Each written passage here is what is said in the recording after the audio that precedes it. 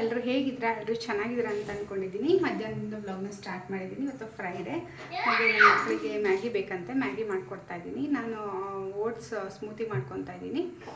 ಹಾಗೆ ಈ ವಿಡಿಯೋ ನಿಮ್ಗೆ ಏನಾದರೂ ಇಷ್ಟ ಆಯಿತು ಅಂದರೆ ದಯವಿಟ್ಟು ಲೈಕ್ ಮಾಡಿ, ಶೇರ್ ಮಾಡಿ, ಕಮೆಂಟ್ ಮಾಡಿ. ಹಾಗೆ ಬೆಲ್ ಬಟನ್ನ ಕೂಡ ಆನ್ ಮಾಡೋದನ್ನು ಮರಿಬೇಡಿ. ನನ್ನ ಮಗಳಿಗೆ ಇವತ್ತು ಸ್ಕೂಲಿಗೆ ಕಳಿಸಿರಲಿಲ್ಲ, ಸ್ವಲ್ಪ ಕೆಮ್ಮು ಕೋಲ್ಡ್ ಆಗಿತ್ತು, ಹಾಗಾಗಿ ಮನೇಲೇ ಇದ್ಲು. ಮಧ್ಯಾಹ್ನ ಮ್ಯಾಗಿ ಮಾಡಿಕೊಡು ಅಂತ ಹೇಳಿದ್ದು. ಬೆಳಗ್ಗೆ ಅವಲಕ್ಕಿ ಮಾಡಿದ್ದೆ, ಸೊ ಅವಲಕ್ಕಿ ತಿಂದಿದ್ವಿ ಎಲ್ಲರೂ ಕೂಡ. ಅವಳಿಗೆ ಮ್ಯಾಗಿ ಮಾಡಿಕೊಟ್ಟು ನಾನು ಓಟ್ಸ್ ಮಾಡ್ಕೊತಾ ಇದ್ದೀನಿ, ಅಂದರೆ ಓಟ್ಸ್ ಸ್ಮೂತಿಯನ್ನು ಮಾಡ್ಕೊತಾ ಇದ್ದೀನಿ. ಒಂದು 3-4 ಸ್ಪೂನಷ್ಟು ಓಟ್ಸನ್ನು ನಾನು ಇಲ್ಲಿ ಪ್ಯಾನ್ಗೆ ಹಾಕ್ಕೊತಾ ಇದ್ದೀನಿ. ಕೆಲವೊಬ್ಬರಿಗೆ ಓಟ್ಸ್ ತಂದಿಡ್ತಾರೆ, ಓಟ್ಸಿಂದ ಏನು ಮಾಡಬೇಕು ಅಂತಲೇ ಗೊತ್ತಾಗಲ್ಲ. ಓಟ್ಸಿಂದ ತುಂಬ ರೆಸಿಪಿಯನ್ನು ಮಾಡ್ಬೋದು. ಓಟ್ಸ್ ದೋಸೆ ಮಾಡ್ಬೋದು, ಇಡ್ಲಿ ಮಾಡ್ಬೋದು, ಪ್ಯಾನ್ ಕೇಕ್ ಮಾಡ್ಬೋದು, ಉಪ್ಪಿಟ್ಟು ಮಾಡ್ಬೋದು, ಈ ರೀತಿ ಸ್ಮೂತಿ ಮಾಡ್ಬೋದು.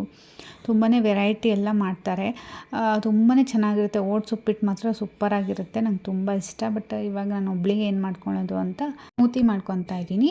ಹಾಗೆ ಇದನ್ನು ಚೆನ್ನಾಗಿ ಅರೋಮ ಬರೋ ತನಕ ಹುರಿಬೇಕು. ಹುರಿದಾದ್ಮೇಲೆ ನಾನು ಒಂದು ಬೌಲ್ಗೆ ಇದನ್ನು ಟ್ರಾನ್ಸ್ಫರ್ ಮಾಡ್ಕೊತಾ ಇದ್ದೀನಿ.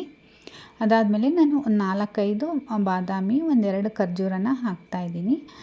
ಬಾದಾಮಿ ಮತ್ತು ಗೋಡಂಬಿ ಕೂಡ ಇದ್ರೂ ಕೂಡ ಹಾಕ್ಕೋಬೋದು. ಈ ಜೊತೆಗೆ ನಾನು ಸ್ವಲ್ಪ ದ್ರಾಕ್ಷಿಯನ್ನು ಕೂಡ ಹಾಕ್ತಾಯಿದ್ದೀನಿ. ಒಣ ದ್ರಾಕ್ಷಿ ಇಷ್ಟ ಇದ್ದರೆ ಹಾಕ್ಕೋಬೋದು, ಇಲ್ಲಾಂದರೆ ಸ್ಕಿಪ್ ಮಾಡ್ಬೋದು, ಟೇಸ್ಟ್ ಚೆನ್ನಾಗಿರುತ್ತೆ. ಹಾಗೆ ಒಂದು ಅರ್ಧ ಸ್ಪೂನಷ್ಟು ನಾನು ಚಿಯಾ ಸೀಡ್ಸನ್ನು ಹಾಕ್ಕೊತಾ ಇದ್ದೀನಿ. ಚಿಯಾ ಸೀಡ್ಸು ನೆನೆಸಿದ್ದಿದ್ರೆ ಇನ್ನೂ ಕೂಡ ಚೆನ್ನಾಗಿರುತ್ತೆ. ನಾನು ಹಾಗೆ ಡ್ರೈ ಹಾಕಿದ್ದೀನಿ. ಇವಾಗ ಇನ್ನು ಬೇರೆ ಬೇರೆ ಪಂಪ್ಕಿನ್ ಸೀಡ್ಸು, ವಾಟರ್ಮೆಲನ್ ಸೀಡ್ಸು ಆ ಥರ ಏನಾದರೂ ಇದ್ದರೂ ಕೂಡ ನೀವು ಆ್ಯಡ್ ಮಾಡ್ಕೋಬೋದು. ಹಾಗೆ ನಾನಿಲ್ಲಿ ಬಿಸಿ ಹಾಲನ್ನು ಹಾಕ್ತಾಯಿದ್ದೀನಿ. ಬಿಸಿ ಹಾಲನ್ನು ಹಾಕೋದ್ರಿಂದ ಎಲ್ಲನೂ ಕೂಡ ಚೆನ್ನಾಗಿ ನೆನೆಯುತ್ತೆ, ಡ್ರೈ ಫ್ರೂಟ್ಸು, ಓಟ್ಸು ಎಲ್ಲ. ಈಗ ಒಂದು ಪ್ಲೇಟನ್ನು ಮುಚ್ಚಿಡ್ತಾ ಇದ್ದೀನಿ. ಒಂದು 10-15 ನಿಮಿಷ ಚೆನ್ನಾಗಿ ನೆನ್ಕೊಳ್ಳುತ್ತೆ. ಅಲ್ಲಿ ತನಕ ನಾನಿಲ್ಲಿ ಉದ್ದಿನ ಬೇಳೆನ ನೆನೆಸ್ತಾ ಇದ್ದೀನಿ, ಇಡ್ಲಿ ಮಾಡೋಣ ಅಂತ ನಾಳೆಗೆ. ಹಾಗೆ ಇಡ್ಲಿ ವಡೆ ಎರಡನ್ನು ಮಾಡೋದಕ್ಕೆ ನಾನು 2 ಲೋಟ ಉದ್ದಿನ ಬೇಳೆನ ಹಾಕ್ತಾಯಿದ್ದೀನಿ. ಮನೆಯಲ್ಲಿ ಇಡ್ಲಿ ಮಾಡಿದ್ರೆ ಯಾವಾಗಲೂ ನನ್ನ ಮಗಳಿಗೆ ವಡೆ ಬೇಕೇ ಬೇಕು, ಕೇಳ್ತಾಳೆ. ಇಡ್ಲಿ ಮಾಡಿದೆಯಾ, ವಡೆ ಮಾಡೋಕ್ಕಾಗಲ್ಲ ಅಂತ ಕೇಳ್ತಾಳೆ. ಹಾಗಾಗಿ ಅವಳು ಹೊರಗಡೆದು ವಡೆ ಇಷ್ಟಪಡಲ್ಲ, ಯಾಕಂದರೆ ಕಾಳುಮೆಣಸು, ಹಸಿಮೆಣಸಿನ್ಕಾಯಿ, ಆಮೇಲೆ ಜಿಂಜರ್ ಎಲ್ಲ ಹಾಕಿರ್ತಾರಲ್ವ, ಹಾಗಾಗಿ ಅವಳು ಹೊರಗಡೆದು ತಿನ್ನೋದಕ್ಕೆ ಇಷ್ಟಪಡಲ್ಲ. ನಾನು ಲೈಟಾಗಿ ಹಾಕಿರ್ತೀನಿ, ಏನಾದರೂ ಹಾಕಿದ್ರೂ ಕೂಡ. ಇಲ್ಲ ಅಂತಂದರೆ ಏನೂ ಹಾಕ್ಬೇಡ, ನಂಗೆ ಉಪ್ಪಷ್ಟೇ ಹಾಕ್ಕೊಡು ಅಂತಲೂ ಹೇಳ್ತಾಳೆ. ಅವಳಿಗೆ ಮಾತ್ರ ಆ ಥರ ಸಪ್ರೇಟಾಗಿ ಮಾಡಿಕೊಟ್ಬಿಡ್ತೀನಿ, ಅವಾಗ ಇಷ್ಟಪಟ್ಟು ತಿಂತಾಳೆ. ಹೊರಗಡೆ ತಿನ್ನಿಸೋದಕ್ಕಿಂತ ಮನೆಯಲ್ಲೇ ಮಾಡಿ ತಿನ್ನಿಸೋದು ತುಂಬ ಒಳ್ಳೆಯದಲ್ವ. ಹಾಗಾಗಿ ಈ ಸತಿ ಇಡ್ಲಿ ಮಾಡಿದಾಗಲೂ ವಡೆನೂ ಕೂಡ ಮಾಡಿಬಿಡ್ತೀನಿ. ಒಂದು 4 ಆಗಲಿ 4 ಆದ್ರೂ ಪರವಾಗಿಲ್ಲ, ನೈಟ್ ರುಬ್ಬಿಟ್ಬಿಟ್ರೆ ಬೆಳಗ್ಗೆ ಅಷ್ಟೊತ್ತಿಗೆ ಬೇಗ ಮಾಡಿಕೊಟ್ಬಿಡ್ಬೋದು. ಆಗಲೇ ಓಟ್ಸನ್ನು ನೆನೆ ಇಟ್ಟಿದ್ನಲ್ವ, ಈಗ ಚೆನ್ನಾಗಿ ನೆಂದಿದೆ, ನೋಡ್ತಾ ಇರ್ಬೋದು ನೀವು. ತೋರಿಸ್ತೀನಿ ನೋಡಿ, ಚೆನ್ನಾಗಿ ನೆಂದಿದೆ ಓಟ್ಸು ಹಾಗೆ ಡ್ರೈ ಫ್ರೂಟ್ಸ್ ಎಲ್ಲ. ಈಗ ಇದನ್ನು ನಾನು ಮಿಕ್ಸರ್ ಜಾರ್ಗೆ ಹಾಕ್ಕೊತಾ ಇದ್ದೀನಿ.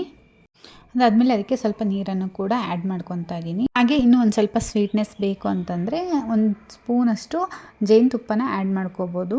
ಇಲ್ಲ ಅಂತಂದರೆ ಖರ್ಜೂರ ಮತ್ತು ಗ್ರೇಪ್ಸ್ ಹಾಕಿರ್ತೀವಲ್ವ, ಅದರಲ್ಲೇ ಸ್ವೀಟ್ನೆಸ್ ಸಾಕು ಅಂತಂದರೆ ಸ್ಕಿಪ್ ಮಾಡ್ಬೋದು. ಇದಿಷ್ಟೂ ಈಗ ಮಿಕ್ಸಿ ಮಾಡಿಕೊಂಡ್ರೆ ಆಯಿತು, ನಿಮಗೆ ಸ್ಮೂತಿ ರೆಡಿ ಆಗುತ್ತೆ. ಹೊಟ್ಟೆ ಹಸ್ದಾಗಿ ಇದನ್ನು ಕುಡಿದ್ಬಿಟ್ರೆ ಆಯಿತು, ಫುಲ್ಲು ಹೊಟ್ಟೆ ತುಂಬಿರೋ ಥರ ಫೀಲಿಂಗ್ ಆಗುತ್ತೆ. ಯಾರಾದರೂ ಡಯಟ್ ಮಾಡಬೇಕು ಅನ್ನೋರು ಆಗಲೆಲ್ಲ ಹೊಟ್ಟೆ ಹಸಿವು ಆಗುತ್ತೆ ಅಂತಂದರೆ ಇದನ್ನು ಕುಡಿದ್ರೆ ಸಾಕು, ಹೊಟ್ಟೆ ತುಂಬೋಗ್ಬಿಡುತ್ತೆ, ಮತ್ತು ನೀವು ಊಟ ಮಾಡಬೇಕು ಅಂತಲೇ ಅನಿಸಲ್ಲ. ಗ್ಲಾಸಲ್ಲಿ ನೀವು ಒಂದು ಅರ್ಧ ಕುಡಿಯೋಷ್ಟರಲ್ಲಿ ನಿಮಗೆ ಸಾಕಾಗಿಬಿಡುತ್ತೆ, ಹೊಟ್ಟೆ ತುಂಬಿಡೋ ಥರ ಫೀಲಿಂಗ್ ಬರುತ್ತೆ. ಸೊ ನಿಮಗೆ ಹೊಟ್ಟೆ ಹಸಿಯೋಕ್ಕೆ ತುಂಬಾ ಟೈಮ್ ತೊಗೊಳುತ್ತೆ. ನೀವು ಕೂಡ ಇದನ್ನು ಟ್ರೈ ಮಾಡ್ಬೋದು. ಹಾಗೆ ಇನ್ಸ್ಟೆಂಟಾಗಿ ಆಗುವಂತಹ ಒಂದು ರೆಸಿಪಿ ಅಂತಲೂ ಕೂಡ ಹೇಳ್ಬೋದು, ಬೇಗನೆ ಮಾಡ್ಬೋದು, ಒಂದು 10-15 ನಿಮಿಷದಲ್ಲಿ ಮಾಡ್ಕೋಬೋದು. ಹಾಗೆ ನಂದು ಮಂಗಲ್ಯ ಸರದ್ದು ನಾನು ಡಿಸೈನ್ನ ತೋರಿಸ್ತಾ ಇದ್ದೀನಿ.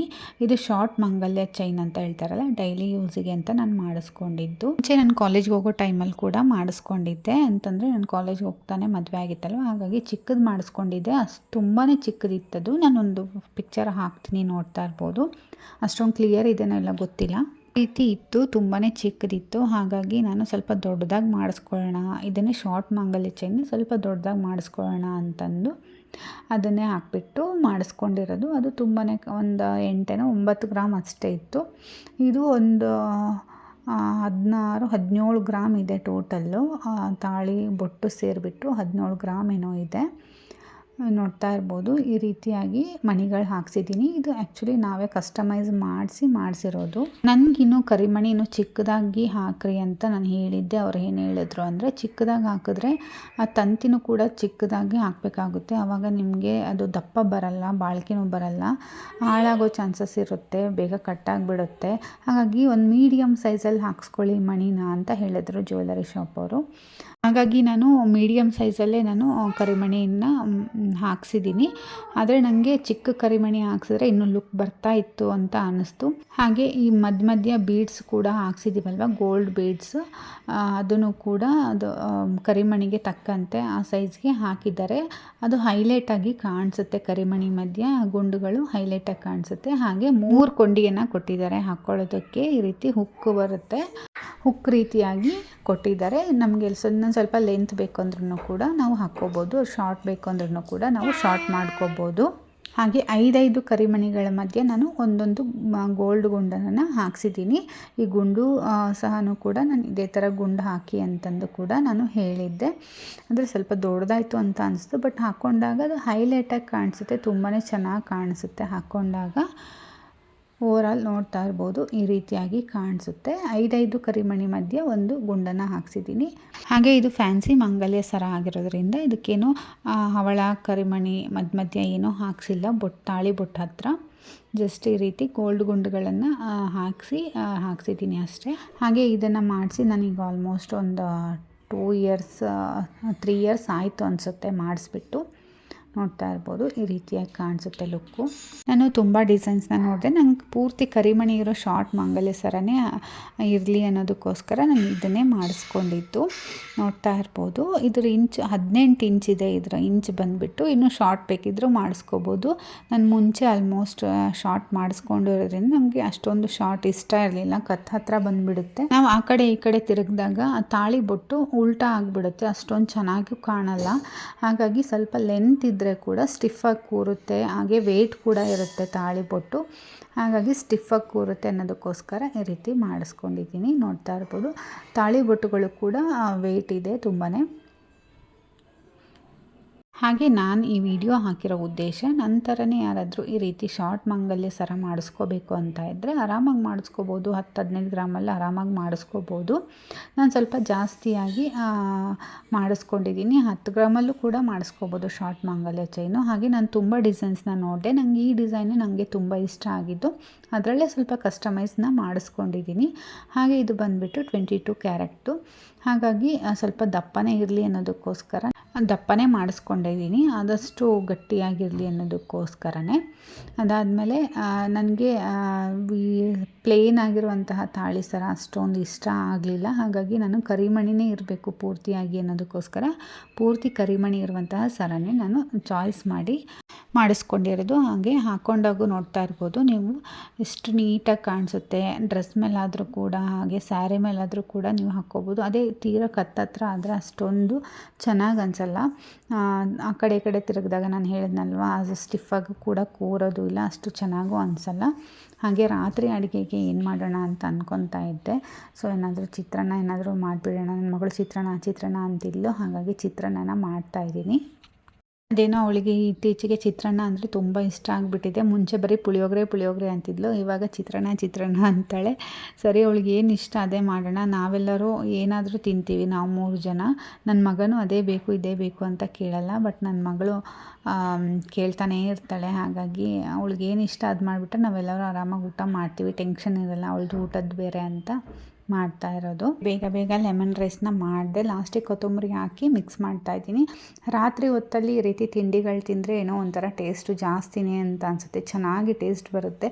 ಅದೇ ಬೆಳಗ್ಗೆ ಟೈಮಲ್ಲಿ ತಿನ್ನಬೇಕು ಅಂದರೆ ಅಷ್ಟೊಂದು ಟೇಸ್ಟ್ ಕೊಡಲ್ಲ. ಈ ಅವಲಕ್ಕಿ, ಉಪ್ಪಿಟ್ಟು, ಚಿತ್ರಾನ್ನ ಏನಾದರೂ ಆಗಲಿ ತಿಂಡಿ ನೈಟ್ ತಿಂದ್ರೇ ಎಷ್ಟೊಂದು ಟೇಸ್ಟ್ ಕೊಡ್ತಾ ಇರುತ್ತೆ. ನನಗೆ ಇಷ್ಟ, ಬಟ್ ನನ್ನ ಹಸ್ಬೆಂಡ್ಗೆ ಅಷ್ಟೊಂದು ಇಷ್ಟ ಆಗಲ್ಲ ನೈಟ್ ತಿಂಡಿ ಮಾಡೋದು. ಹಾಗೆ ಅವರೇ ಇದನ್ನು ಏನೋ ಆಲೂಗಡ್ಡೆ ಬೋಂಡ ಏನೋ ಮಾಡ್ತೀನಿ ಅಂತಂದು ಮಾಡ್ತಾಯಿದ್ದಾರೆ.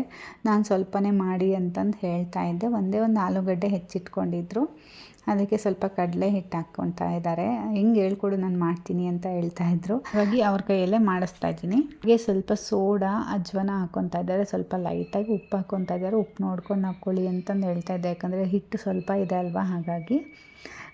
ಅದಾದಮೇಲೆ ಸ್ವಲ್ಪ ಖಾರದ ಪುಡಿ ಹಾಕ್ಕೊಳ್ಬೇಕು. ಅದು ಹಾಕ್ಕೊಂಡು ಸ್ವಲ್ಪ ನೀರು ಹಾಕ್ಕೊಂಡು ಈ ರೀತಿ ಮಿಕ್ಸ್ ಮಾಡ್ಕೋಬೇಕು. ಹಿಟ್ಟೆಲ್ಲ ರೆಡಿ ಆದಮೇಲೆ ಆಲೂಗಡ್ಡೆನ ಹೆಚ್ಕೋಬೇಕು, ಇಲ್ಲಾಂದರೆ ಕಪ್ಪಾಗಿಬಿಡುತ್ತೆ ಆಲೂಗಡ್ಡೆ. ಹಾಗಾಗಿ ಈ ಥರ ಸ್ಲೈಸಾಗಿ ಚಿಕ್ಕದಾಗಿ ಹೆಚ್ಕೋಬೇಕು. ತುಂಬ ದಪ್ಪವಾಗಿ ಹೆಚ್ಕೊಂಡ್ಬಿಟ್ರೆ ಅದು ಬೇಯೋದೇ ಇಲ್ಲ. ನೋಡ್ತಾ ಇರ್ಬೋದು ಈ ರೀತಿ ಹೆಚ್ಚಿಟ್ಕೊಂಡಿದ್ದಾರೆ. ಇವಾಗ ಎಲ್ಲನೂ ಕೂಡ ಎಣ್ಣೆ ಚೆನ್ನಾಗಿ ಕಾಯಿಸ್ಬಿಟ್ಟು ಆಲೂಗಡ್ಡೆನ ಹಿಟ್ಟೊಳಗೆ ಎದ್ದು ಫ್ರೈ ಮಾಡ್ತಾ ಇದ್ದಾರೆ. ನಾನು ಫೇಸ್ ತೋರಿಸ್ತೀನಿ ಅಂದೆ, ಬೇಡ ನನಗೆ ಇದನ್ನಷ್ಟೇ ತೋರಿಸು, ಕುಕ್ ಮಾಡೋದಷ್ಟು ತೋರಿಸಿ ಸಾಕು ಅಂತ ಹೇಳಿದ್ರೆ ಅವ್ರು ಒಂದು ಸ್ವಲ್ಪ ಫ್ರೈ ಮಾಡ್ಕೊತಾರೆ ಕ್ಯಾಮ್ರಾ ಅಂತಂದರೆ. ಬಟ್ ರೀಲ್ಸ್ ಎಲ್ಲ ಮಾಡೋದಕ್ಕೆ ಇದು ಮಾಡಲ್ಲ, ರೀಲ್ಸ್ ಎಲ್ಲ ಮಾಡ್ತಾರೆ ಯೂಟ್ಯೂಬಲ್ಲಿ. ನನ್ನ ಚಾನಲಲ್ಲಿ ಬರಬೇಕಂದ್ರೆ ಏನೋ ಒಂಥರ ಶೈ ಮಾಡ್ಕೊತಾರೆ, ನಾನು ತೆಗಿಬಿಡೋವಾಗೆ ಅಂತ ಹೇಳ್ತಾರೆ. ಹಾಗಾಗಿ ನಾನೇನು ಅವ್ರನ್ನೇನು ಶೂಟ್ ಮಾಡಲಿಲ್ಲ, ಬರೀ ಅವ್ರು ಏನು ಕುಕ್ ಮಾಡಿದ್ರು ಅದಷ್ಟೇ ಶೂಟ್ ಮಾಡಿದೆ. ಹಾಗೆ ಆಲೂಗಡ್ಡೆ ವಡೆ ರೆಡಿ ಆಗ್ತಾ ಇದೆ. ಇವಾಗ ಚೆನ್ನಾಗಿ ಫ್ರೈ ಮಾಡಿ ತೆಗಿತಾ ಇದ್ದಾರೆ. ಈಗ ಆಲೂಗಡ್ಡೆ ಬೋಂಡ ರೆಡಿ ಆಯಿತು. ತುಂಬಾ ಚೆನ್ನಾಗಾಗಿತ್ತು ಚಿತ್ರಾನ್ನದ ಜೊತೆಗೆ. ಹಾಗೆ ಈ ವಿಡಿಯೋ ನಿಮ್ಗೇನಾದರೂ ಇಷ್ಟ ಆಗಿದ್ರೆ ದಯವಿಟ್ಟು ಲೈಕ್ ಮಾಡಿ, ಶೇರ್ ಮಾಡಿ. ನಮ್ಮ ಚಾನಲ್ನ ಇನ್ನೂ ಯಾರೆಲ್ಲ ಸಬ್ಸ್ಕ್ರೈಬ್ ಮಾಡಿಲ್ಲ ಸಬ್ಸ್ಕ್ರೈಬ್ ಮಾಡ್ಕೊಂಡು ನೋಡಿ. ಹಾಗೆ ಈ ವಿಡಿಯೋನ ಆದಷ್ಟು ಶೇರ್ ಮಾಡಿ. ಇದೇ ರೀತಿಯ ಇನ್ನೊಂದು ಹೊಸ ವಿಡಿಯೋದೊಂದಿಗೆ ಸಿಗ್ತೀನಿ. ಅಲ್ಲಿವರೆಗೂ ಬಾಯ್ ಬಾಯ್.